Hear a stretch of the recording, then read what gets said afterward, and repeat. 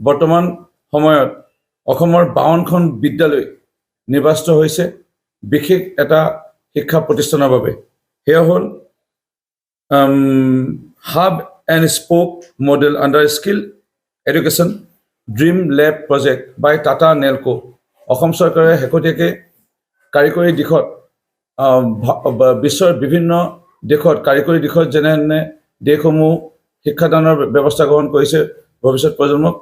আমাৰ ভাৰতবৰ্ষতো মাননীয় দেশৰ প্ৰধানমন্ত্ৰী ডাঙৰীয়াই সমগ্ৰ ভাৰতবৰ্ষত নতুন ব্যৱস্থাপনা গ্ৰহণ কৰিছে নতুন শিক্ষা নীতিৰ অধীনত। আৰু অসমতো মাননীয় মুখ্যমন্ত্ৰী ডক্টৰ হিমন্ত বিশ্ব শৰ্মা ডাঙৰীয়াই ইতিমধ্যে শিক্ষানীতিৰ আধাৰত যি চৰকাৰৰ দায়িত্ব সেই পালন কৰি ইতিমধ্যে আৰম্ভ কৰিবলৈ লৈছে 52খন বিদ্যালয়। তাৰে মৰিয়নি সমষ্টি আমি 5খন বিদ্যালয় লাভ কৰিছোঁ।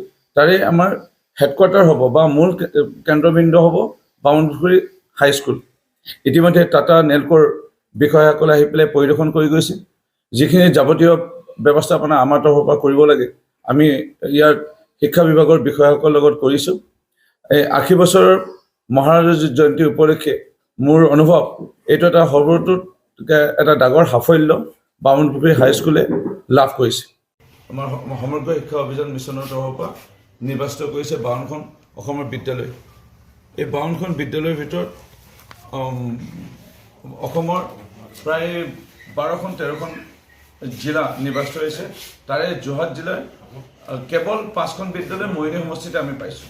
আৰু তাৰে আমি মৰিয়নি সমষ্টি কেন্দ্ৰবিন্দু ৰূপে আমাৰ হ'ব বামুণপুখুৰী উচ্চ মাধ্যমিক বিদ্যালয়।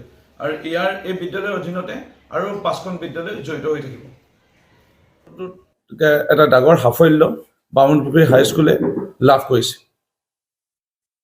বিদ্যালয় আমাৰ সমগ্ৰ শিক্ষা অভিযান মিছনৰ তৰফৰ পৰা নিৰ্বাচিত কৰিছে 52খন অসমৰ বিদ্যালয়। এখন বিদ্যালয় মৰিয়নি সমষ্টিতে আমি পাইছোঁ।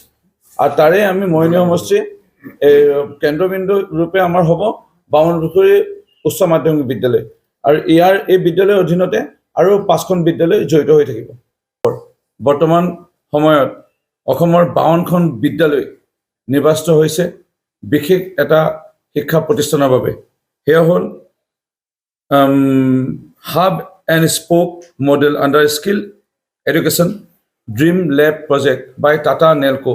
অসম চৰকাৰে শেহতীয়াকৈ কাৰিকৰী দিশত বিশ্বৰ বিভিন্ন দেশত কাৰিকৰী দিশত যেনে দেশসমূহ শিক্ষাদানৰ ব্যৱস্থা গ্ৰহণ কৰিছে ভৱিষ্যত প্ৰজন্মক। আমাৰ ভাৰতবৰ্ষতো মাননীয় দেশৰ প্ৰধানমন্ত্ৰী ডাঙৰীয়াই সমগ্ৰ ভাৰতবৰ্ষত নতুন ব্যৱস্থাপনা গ্ৰহণ কৰিছে নতুন শিক্ষা নীতিৰ অধীনত। আৰু অসমতো মাননীয় মুখ্যমন্ত্ৰী ডক্টৰ হিমন্ত বিশ্ব শৰ্মা ডাঙৰীয়াই ইতিমধ্যে শিক্ষানীতিৰ আধাৰত যি চৰকাৰৰ দায়িত্ব সেই পালন কৰি ইতিমধ্যে আৰম্ভ কৰিবলৈ লৈছে 52খন বিদ্যালয়। তাৰে মৰিয়নি সমষ্টি আমি 5খন বিদ্যালয় লাভ কৰিছোঁ। তাৰে আমাৰ হেডকোৱাৰ্টাৰ হ'ব বা মূল কেন্দ্ৰবিন্দু হ'ব বামুণপুখুৰী হাইস্কুল।